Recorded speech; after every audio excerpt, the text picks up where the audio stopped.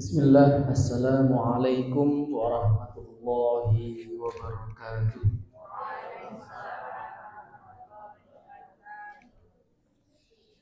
Alhamdulillahilladzi hadana li hadza wa ma kunna linahtadiya laula an hadana Allah.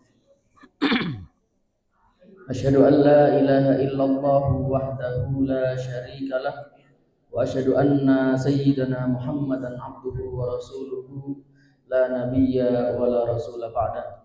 Qala Allah ta'ala ya ayyuhalladzina amanu taqullaha haqqa tuqatih wa la tamutunna illa wa antum muslimun. Wa qala Rasulullah sallallahu alaihi wasallam ittaqillaha haitsu ma kunta wa atbi'is sayyi'atal hasanata tamhuha wa khaliqin nasa bi khuluqin hasan.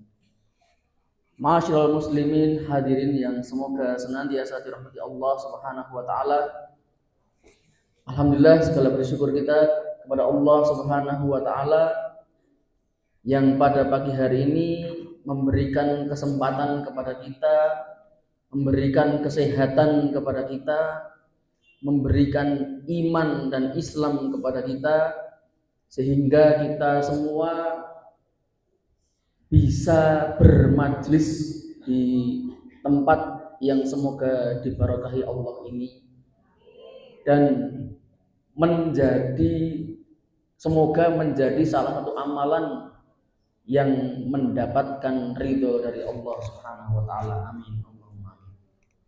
Salawat serta salam kita haturkan kepada junjungan Nabi besar kita Nabiullah Muhammad sallallahu alaihi wasallam, juga kepada para sahabatnya, para tabi'in, tabi'ut tabi'in, juga kepada seluruh orang-orang yang mengikuti sunnah-sunnah beliau hingga hari kiamat kelak.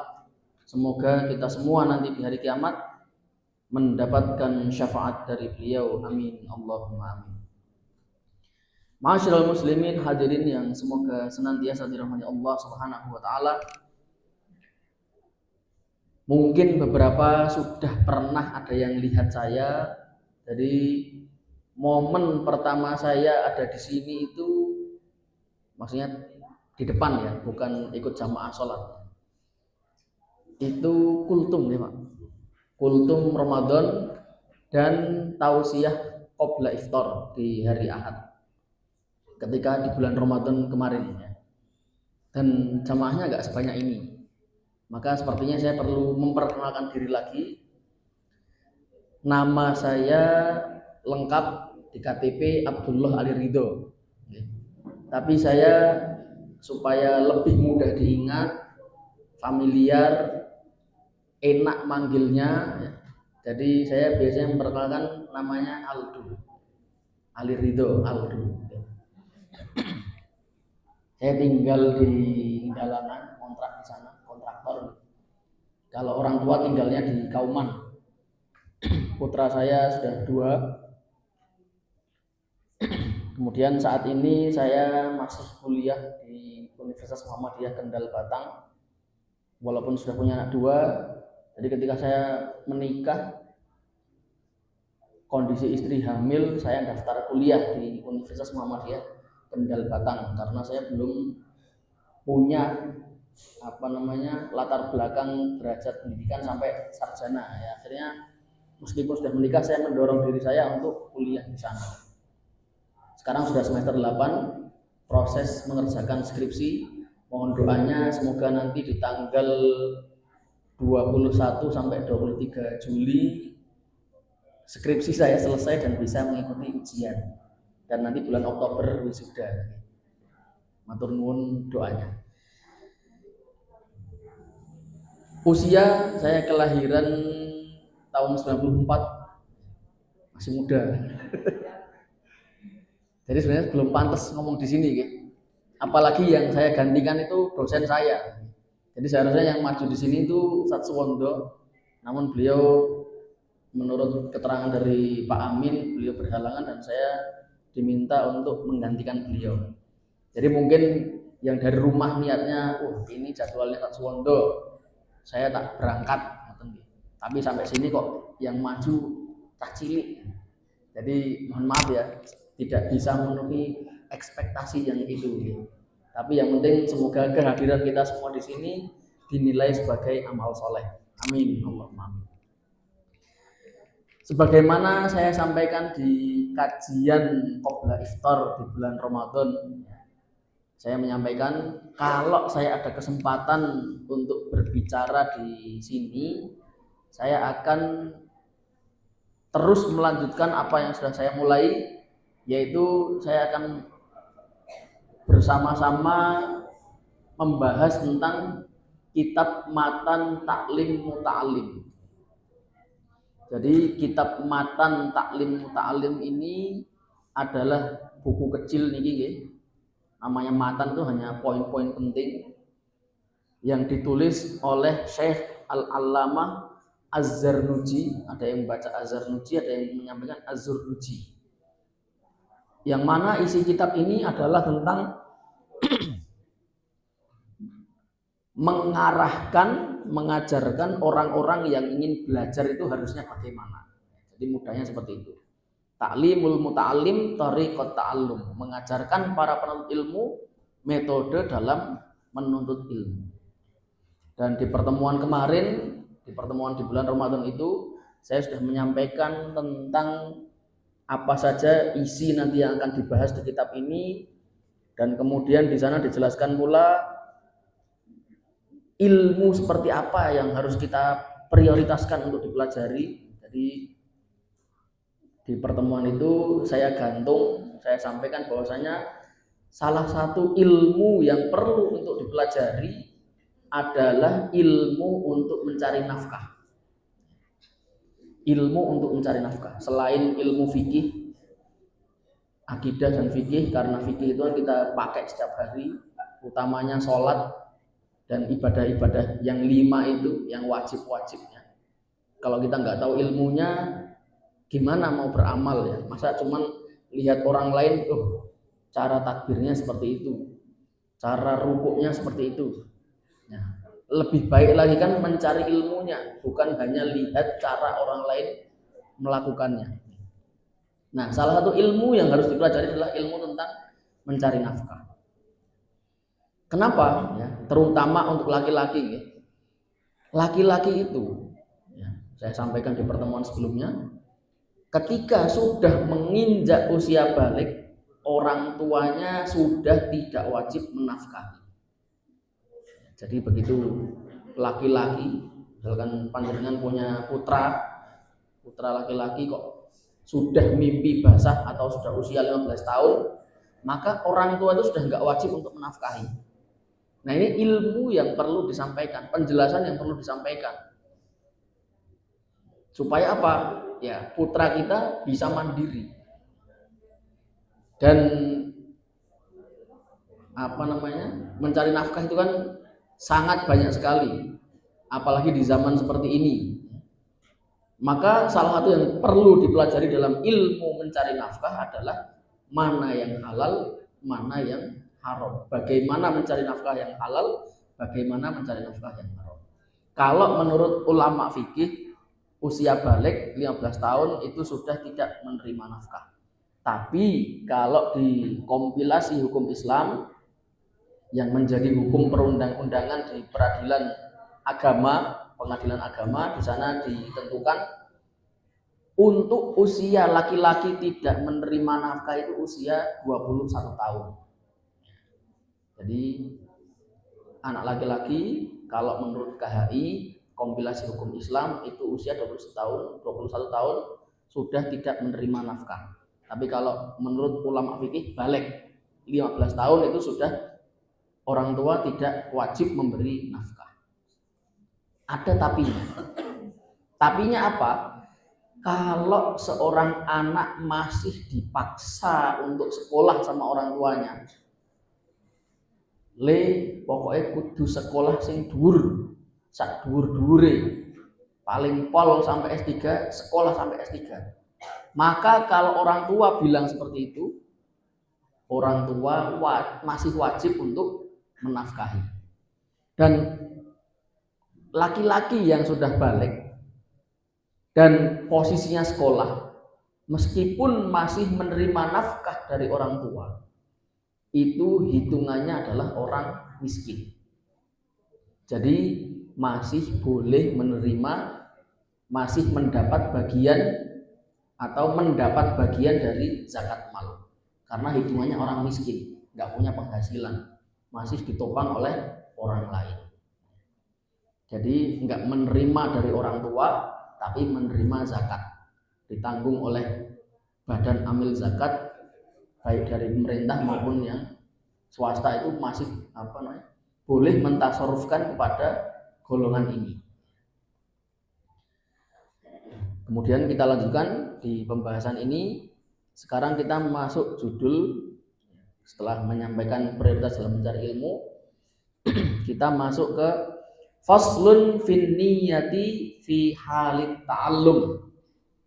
Pasal tentang niat ketika sedang menuntut ilmu. Tsumma la budda lahu minan niyyati fi zamani ta'allumil ilmi idzin niyyatu hiyal aslu fi jami'il ahwal. Diharuskan bagi seorang penuntut ilmu untuk berniat ketika sedang menuntut ilmu, yang mana niat adalah pondasi dari segala amalan, dari segala kondisi. Liqaulihi alaihi salatu wassalam, berdasarkan sabda Rasulullah sallallahu alaihi wasallam, innamal a'malu binniyati. Sesungguhnya segala amalan berdasarkan niatnya. Ini hadis arba'in karya Imam Nawawi di hadis nomor 1. Dan kalau kita lihat di papan pengumuman, informasi-informasi tentang pendidikan, atau metode atau syarat-syarat dalam melaksanakan ibadah, kita sangat sering menemukan dan sudah pasti menemukan yang nomor 1 adalah niat ikhlas lillahi ta'ala. Jadi nomor 1 adalah niat. Itulah yang menentukan kemana amal akan dibawa.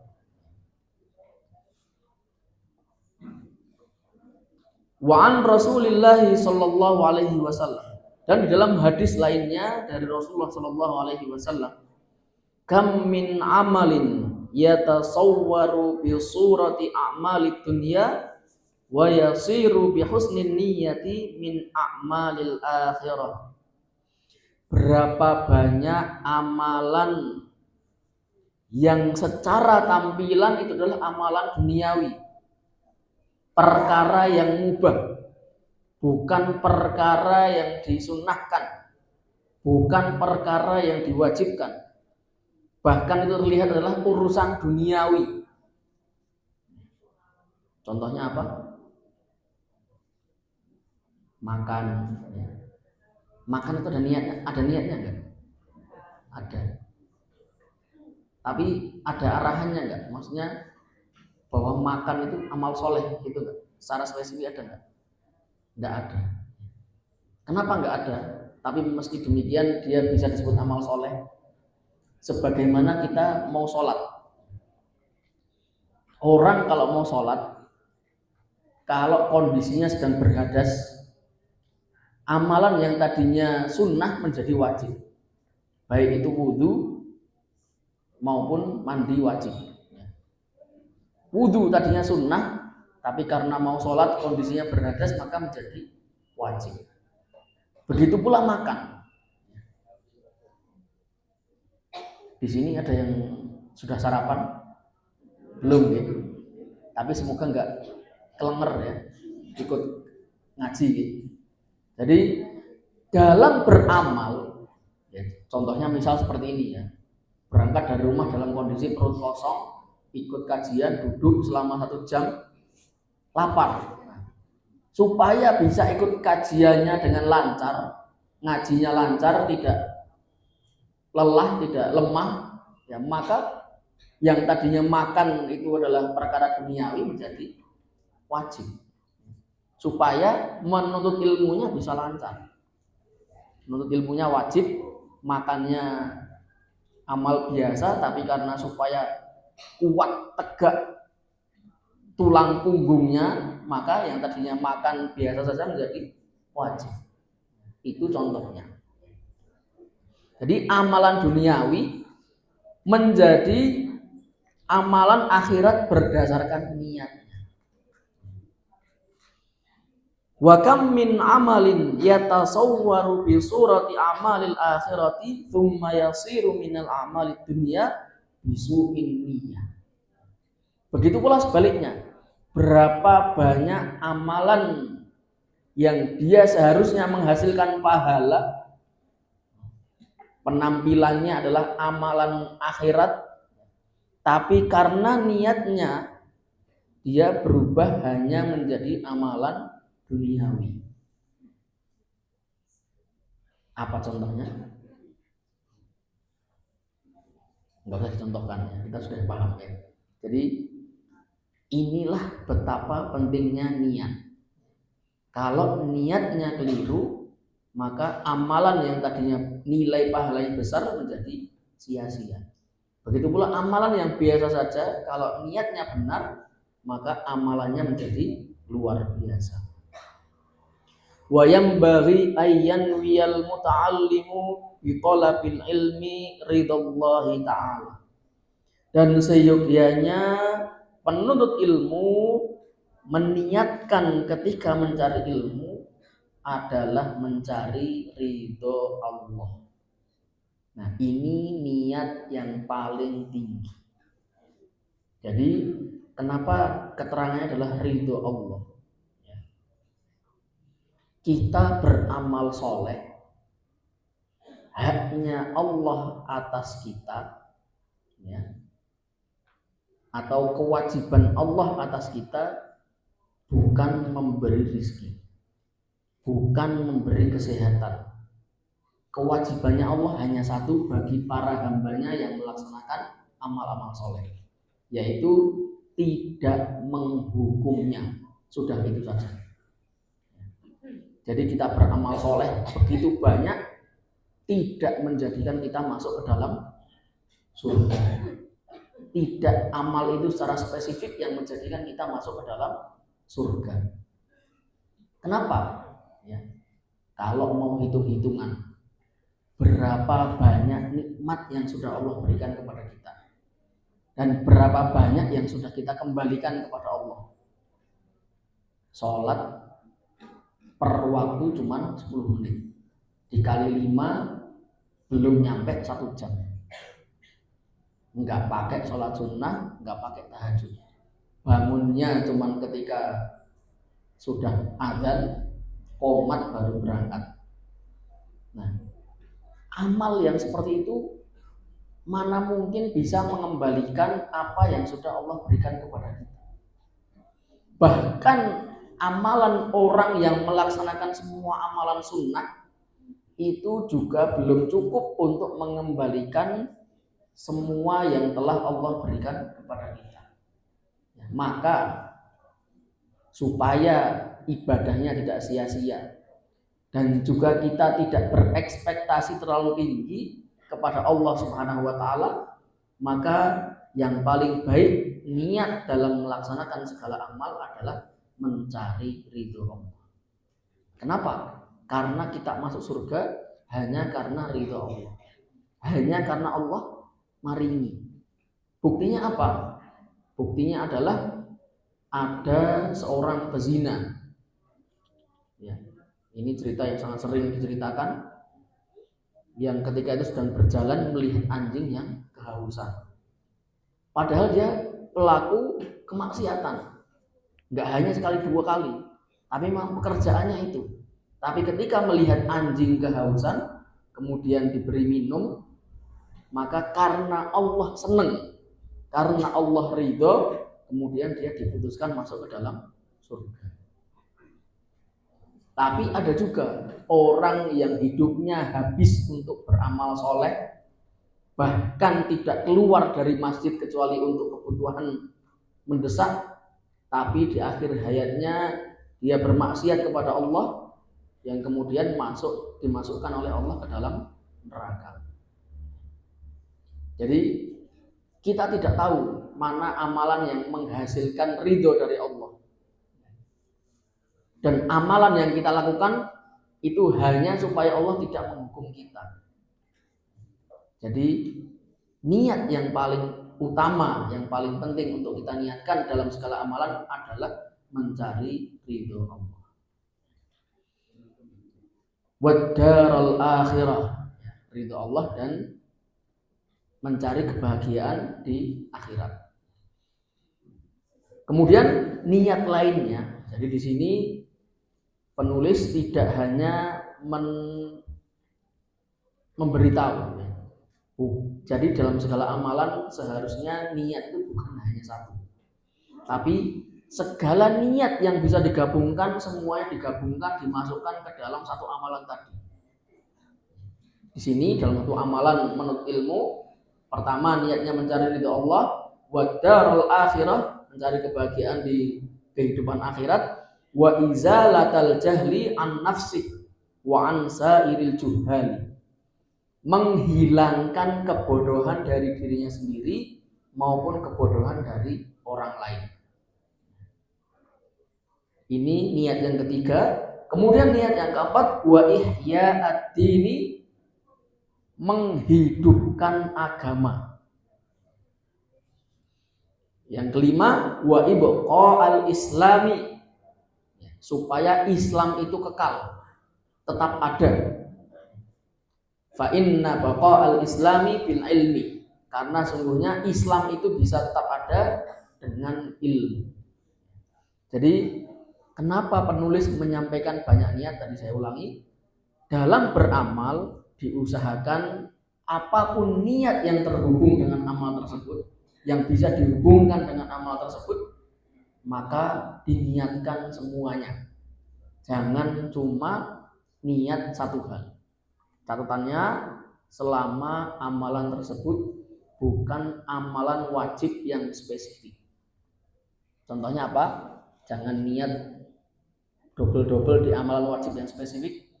Contohnya adalah sholat subuh. Sholat subuh itu 2 rakaat, jangan dibarengi niat sholat fajar. Jangan. Tapi kalau sholat fajar diniatkan sekalian sholat tahiyatul masjid, itu bisa, boleh. Tapi kalau sholat subuhnya, sholat zuhur dan sholat wajib lainnya nggak bisa diniatkan double. Contoh lainnya adalah puasa. Bila kita puasa Daud dan kemudian ketemu hari Senin atau hari Kamis, maka boleh sekalian diniatkan puasa Senin Kamis. Kalau puasa Ayyamul Bid kemudian ketemu Senin Kamis, bisa diniatkan double. Kemudian kekuatan niat yang lainnya. Jadi ini pesan dari guru saya tadi di awal sudah disebutkan, innamal a'malu binniyat. Semua amal soleh harus ada niatnya. Kalau nggak ada niatnya, tidak mendapatkan pahala, tidak dicatat sebagai amal soleh. Lalu ada cara kita nggak ngapa-ngapain tapi dapat pahala. Ini jarang disampaikan. Di sini saya bocorkan. Salah satu cara bukan tidur. Ya bolehlah tidur, nanti saya sampaikan. Tapi yang ingin saya sampaikan, tidak ngapa-ngapain tapi mendapat pahala adalah setiap pagi bangun tidur kita berniat, hari ini saya tidak akan berdusta. Hari ini saya tidak akan berzina. Hari ini saya tidak akan mencuri. Hari ini saya tidak akan melakukan kemaksiatan-kemaksiatan. Maka dengan niat itu kita mendapatkan pahala. Kalau tidak niat bagaimana? Enggak dapat pahala. Saya sudah usia 50 tahun kok baru tahu ini. Ya, inilah pentingnya belajar. Nggak apa-apa yang sudah lalu, tapi yang ke depan setiap bangun tidur kita niatkan kita tidak akan bermaksiat hari ini. Dan disebutkan spesifik satu-satu. Nggak ngapa-ngapain, tapi mendapatkan pahala. Kalau nggak diniatkan bagaimana? Tidak mendapat pahala. Inilah pentingnya niat. Lalu tadi yang tidur nih, tidur nggak apa-apa dapat pahala. Ini kalau menurut Gus Bahak nih, kita punya anak di kehidupan yang sekarang ini yang sangat banyak kemaksiatan di mana-mana, keluar rumah belum ngapa-ngapain sudah maksiat, maka tidur pun bisa berpahala. Kenapa? Karena kalau anak kita tidur justru malah bisa nggak maksiat. Nah itu jadi pahala. Tapi kalau bisa beramal ya lebih baik beramal daripada tidur. Wala yasihhu zuhdu wa taqwa ma'al jahli. Dan tidak sah orang berzuhud maupun bertakwa. Di sini bahasanya bukan tidak sah. Orang tidak akan bisa berzuhud, tidak akan bisa bertakwa kalau dia tidak punya ilmunya. Jadi itulah pentingnya ya, termasuk zuhud itu kan amalan hati, amalan niat. Takwa juga amalan hati, amalan niat. Jadi kalau nggak tahu ilmunya nggak bisa. Seperti tadi, kalau tidak meniatkan untuk tidak melakukan kemaksiatan karena belum tahu ilmunya ya nggak bisa dapat pahala. Wa ansyada Syekhul Imamul Ajallu Burhanuddin Shahibul Hidayati syi'ran. Syekh Imam Al-Ajal, beliau bernama Burhanuddin, seorang pemilik kitab Al-Hidayah, menyampaikan sebuah syair. Fasadun kabirun alimun mutahaddikun. Suatu kerusakan besar terjadi karena orang alim mutahaddikun. Orang tahu ilmu dipandang sebagai orang yang berilmu tapi mutahaddikun. Mutahaddikun itu apa? Menampakkan kemaksiatan atau bermaksiat secara terang-terangan. Sudah tahu ilmunya bahwasanya perkara-perkara tadi adalah perkara kemaksiatan, tapi justru malah berlaku kemaksiatan. Contohnya apa? Sekarang kita sering lihat di media sosial, di berita yang disebut sebagai orang ahli ilmu tapi berzina, menzinai murid-muridnya, dan tidak hanya satu. Dan bahkan ketika salah satu muridnya yang hamil ditanya, diwawancara oleh media, ketika ditanya kok bisa hamil, saya ini hamil seperti ibunda Maryam. Tahu-tahu hamil sendiri. Nah ini kan sangat bahaya. Orang alim, ahli ilmu tapi mendoktrin, menyampaikan kesesatan. Alimun mutahaddikun. Ahli ilmu, berilmu, tapi menampakkan atau menggunakan ilmunya pada perkara-perkara yang buruk. Wa akbaru minhu jahilun mutanassikun. Dan yang lebih besar dari itu adalah orang bodoh mutanassikun, tapi ahli ibadah. Orang jahil tidak tahu ilmu tapi ahli ibadah. Ini lebih berbahaya dari orang alim yang menampakkan kemaksiatan. Kenapa? Dinilai masyarakat sebagai ahli ibadah, orang soleh, tapi ketika ditanya perkara agama, jawabannya menurut saya seperti ini, menurut saya seperti ini. Tidak pernah belajar, tidak pernah menuntut ilmu, tapi rajin beribadah, dilihat oleh masyarakat sebagai orang soleh, tapi masyarakat keliru karena melihat bahwasanya dikira dia orang ahli ilmu. beribadah karena memiliki ilmu, padahal nyatanya dia hanya seorang ahli ibadah. Ini kerusakannya lebih besar. Jadi perlu diimbangi antara ahli ibadah juga ahli ilmu. Huma fitnatun fil alamina azimatun.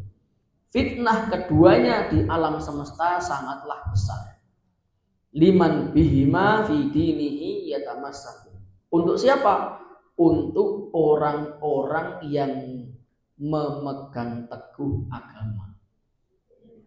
Orang yang kalau sudah mengedepankan agama, kalau melihat orang soleh pasti langsung apa saja yang disampaikan diterima. Maka ya, dua hal ini merupakan sumber kerusakan yang besar di alam semesta. Wa yanwi bihi syukru ala ni'matil aqli. Nah, ini ada tambahan niat lagi, berarti yang keenam. Dan seorang penuntut ilmu juga meniatkan dalam menuntut ilmunya asyukru ala ni'matil aqli, mensyukuri nikmat akal yang telah Allah berikan. Jadi di hari-hari, di pagi hari tadi juga bisa diniatkan untuk bersyukur kepada Allah. Atau dalam melaksanakan segala amalan seperti makan tadi juga bisa diniatkan sebagai rasa syukur. Jadi orang itu nggak boleh tomak, nggak boleh makan banyak-banyak. Kalau sudah cukup, sudah selesai, jangan sampai kenyang. Tapi ada cara supaya makan banyak boleh. Caranya apa? Kulum pun diparingi oleh Allah makanan yang banyak, bisa beli makanan yang enak banyak. Nah, ini sebagai bentuk syukur saya makan banyak. Ini lagi-lagi menurut Gus Bahak nih. Jadi supaya bisa makan banyak, nggak usah takut penyakit. Niatnya adalah mensyukuri karunia Allah atas rezeki yang telah diberikan. Niat yang ketujuh, wasihatil badani, dan bersyukur karena sudah dikaruniai kesehatan badan. Jadi dalam satu amalan bisa 7 niatan. Jadi niat yang bisa nyambung ke dalam amal soleh yang kita lakukan semuanya diniatkan. Jangan cuma satu. Kenapa? Karena setiap masing-masing niatan memiliki pahala sendiri. Kalau orang melakukan satu amalan kok niatnya cuma satu, ya sudah pahalanya cuma satu. Tapi kalau satu amalan niatnya 7, bisa mendapatkan 7 pahala. Wala yanwi bihi ilaihi iqbalan nasi. Dan di dalam menuntut ilmu jangan diniatkan untuk disambut oleh manusia. Wah, iki wong pinter. Wah, itu orang alim. Jangan menyampaikan kepada diri kita sendiri maupun anak-anak kita, le sekolah sing sregep sing dhuwur. Nek sekolah ora dhuwur, kowe ora dianggap karo masyarakat. Nah, jangan sampai niatnya seperti itu. Jangan sampai mendoktrin anaknya sekolah tinggi untuk mendapatkan kehormatan di mata manusia. Tapi tadi niat utamanya adalah mencari ridho Allah. Kenapa? Kalau niatnya seperti tadi, kemudian tidak mendapatkan apa yang dia niatkan, tidak mendapatkan apa yang dia ekspektasikan, dia akan kecewa, dia akan stres.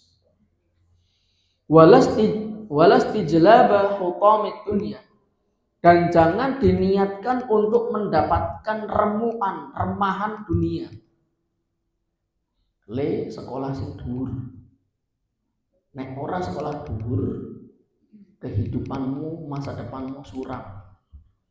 Entuk gaji sithik. Gajine mencap cukup nggo urip. Ra kena nggo dolan. Ra kena nggo liyan-liyan. Jangan. Urusan rezeki sudah enggak usah ditakut-takuti. Dalam menuntut ilmu tadi hanya mencari utamakan mencari ridho Allah. Wal karamata inda sultan, jangan juga diniatkan mendapatkan posisi di mata penguasa karena gelarnya tinggi, sini jadikan penasihat. Ketika menyampaikan ke anak, jangan sekolah sing guru bosok ben jadi penasihat presiden, jangan. Sekali lagi niat utamanya adalah mencari ridho Allah. Qala Muhammad bin al-Hasani rahimahullahu taala.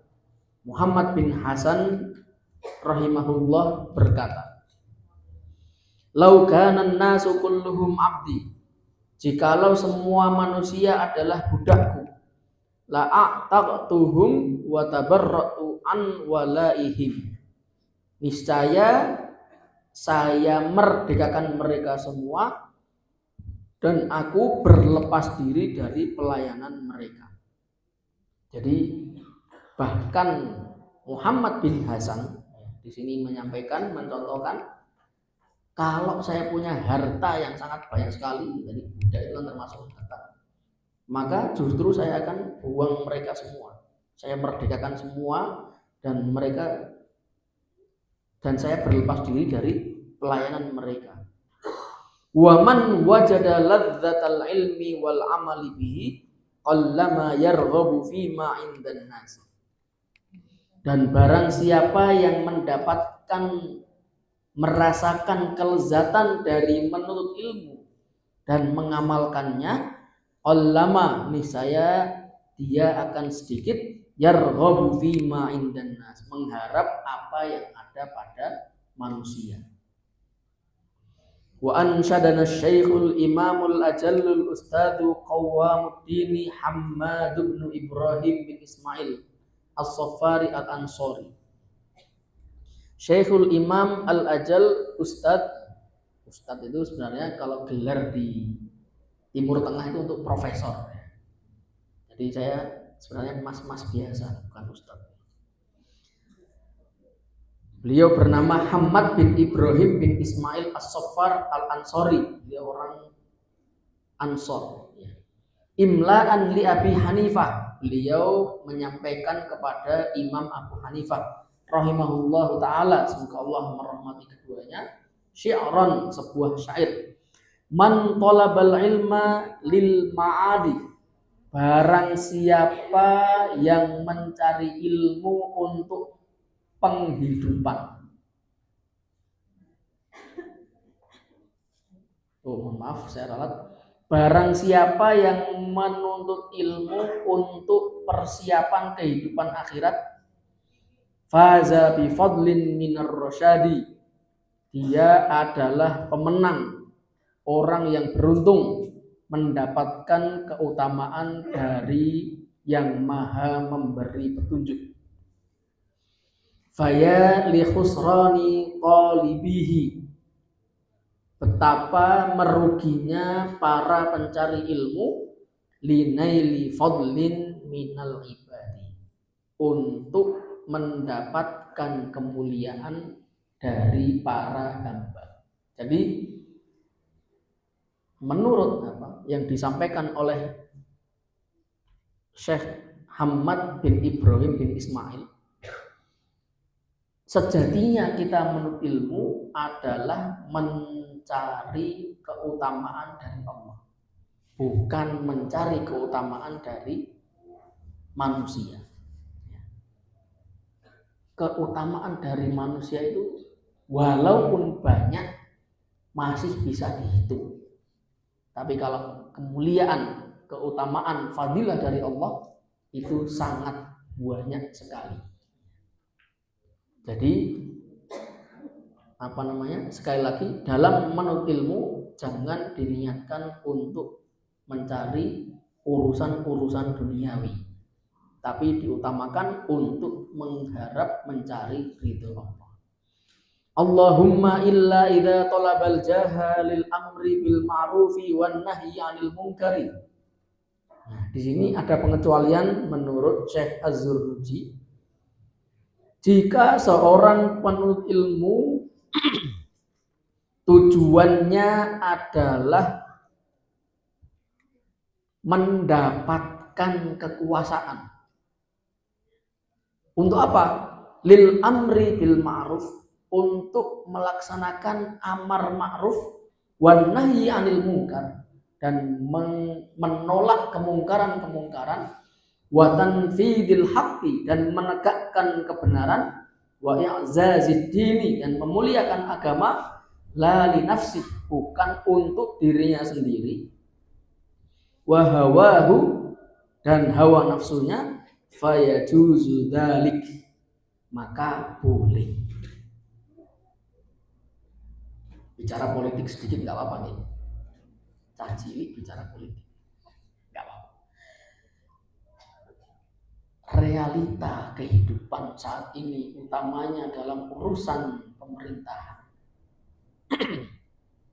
kita semua tahu isinya bagaimana.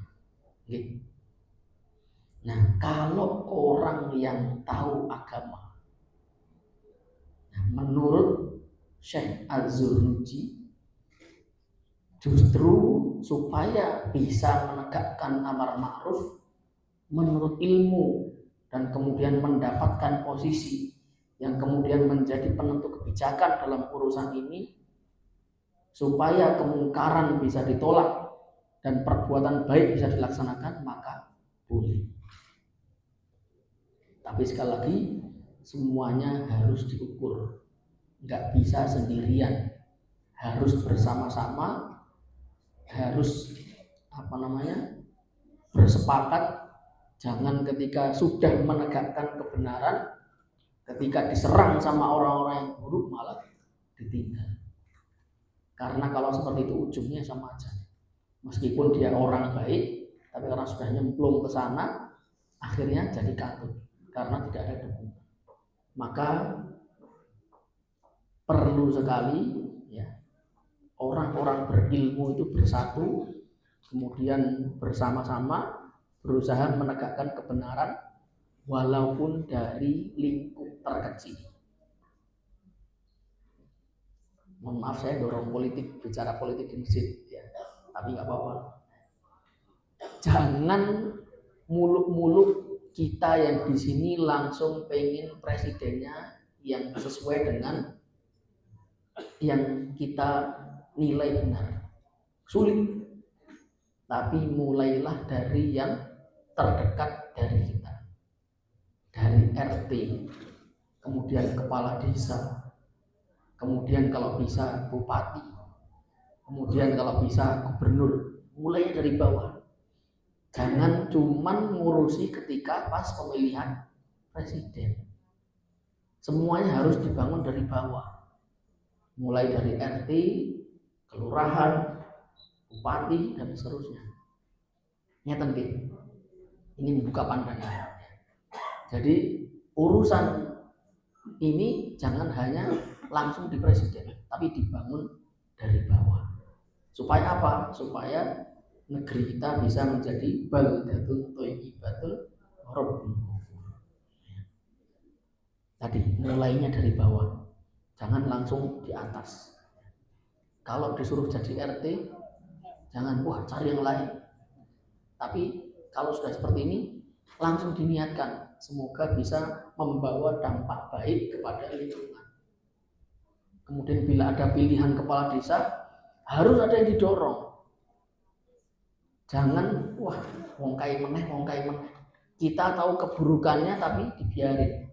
Kita tahu keburukannya tapi di antara kita tidak ada yang mau menandingi. Ya. Jadi mulai dari bawah, mulai dari yang terdekat. Wa yanbaghi li talibil ilmi ay yatafakkara fi dzalik. Dan seyogyanya penuntut ilmu merenungkan perkara ini. Jadi direnungkan, dipikirkan baik-baik. Bukan hanya sing penting nuntut ilmu.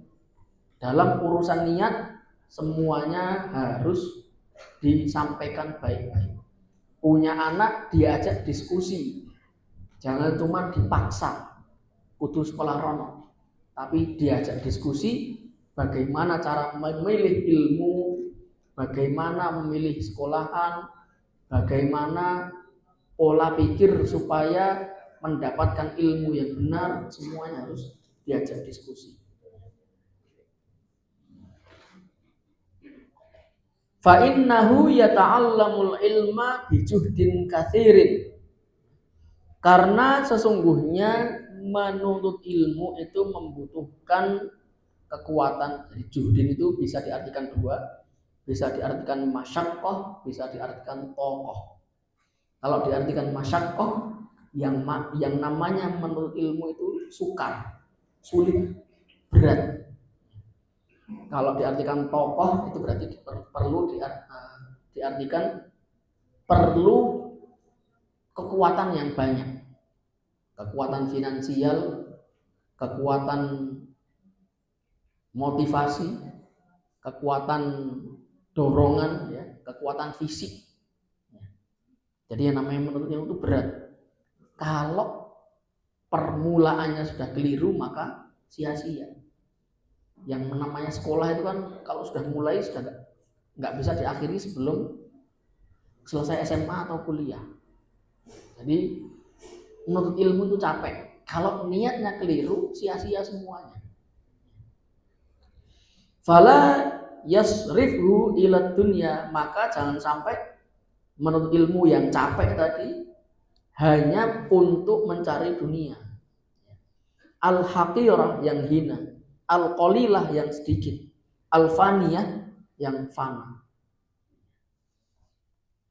Fana itu artinya apa?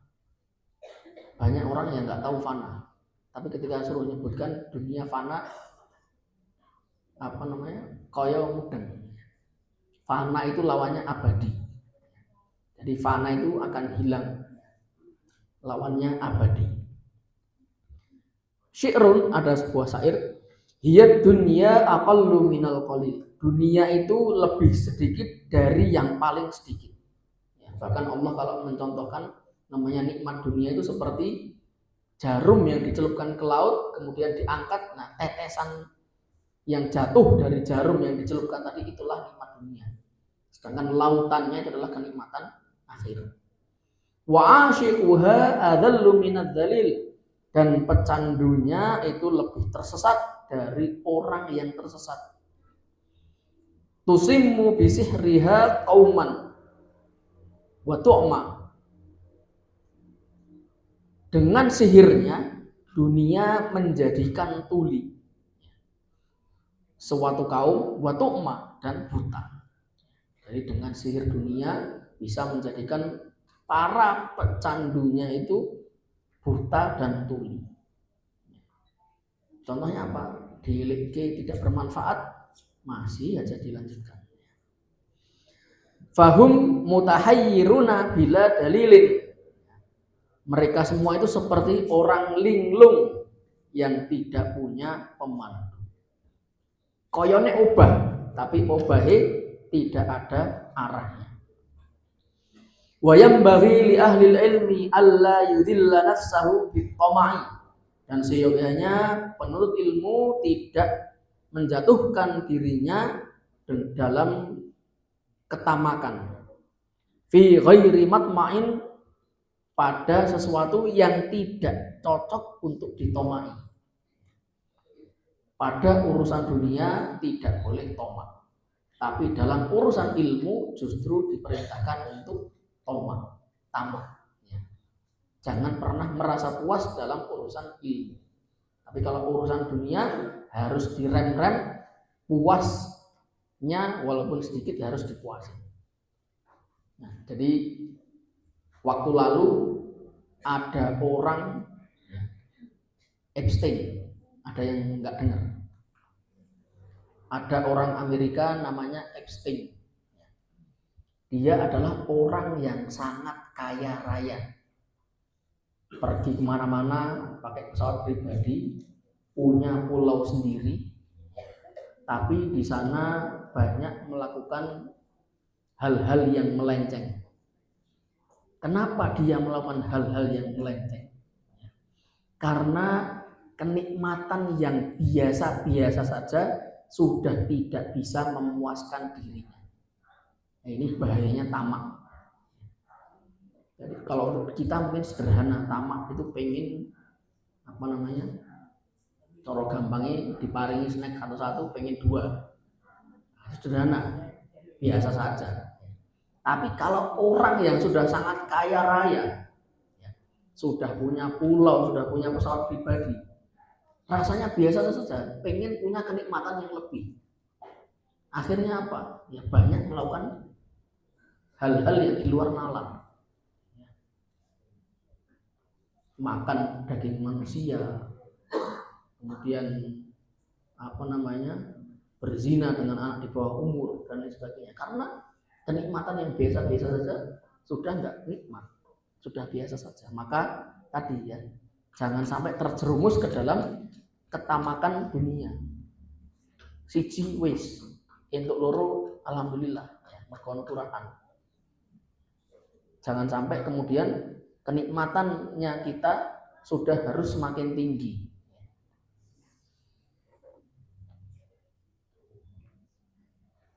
Ternyata waktunya sudah habis nih. Saya sampaikan sebagai closing. Kita sudah masuk bulan Dzulhijjah, sudah berlalu hampir setengah bulan, dan kalau momen bulan Dzulhijjah itu berarti adalah akhir tahunnya bulan Hijriah. Jadi kalau kita hidup di lingkungan kerja perusahaan ataupun negara ataupun lembaga pendidikan, maka akhir tahun itu adalah waktunya untuk evaluasi dan menyiapkan apa yang akan kita lakukan di tahun berikutnya. Maka di momen bulan Dzulhijjah kita evaluasi sudah ngapain kita selama setahun dan kita mau apa setahun ke depan.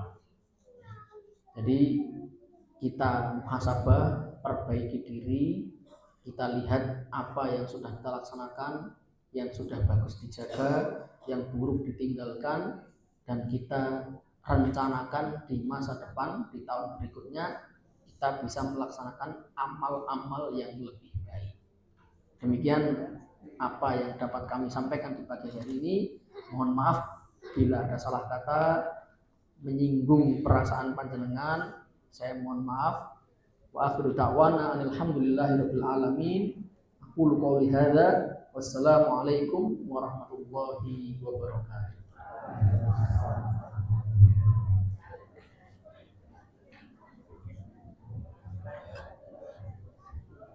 Alhamdulillah.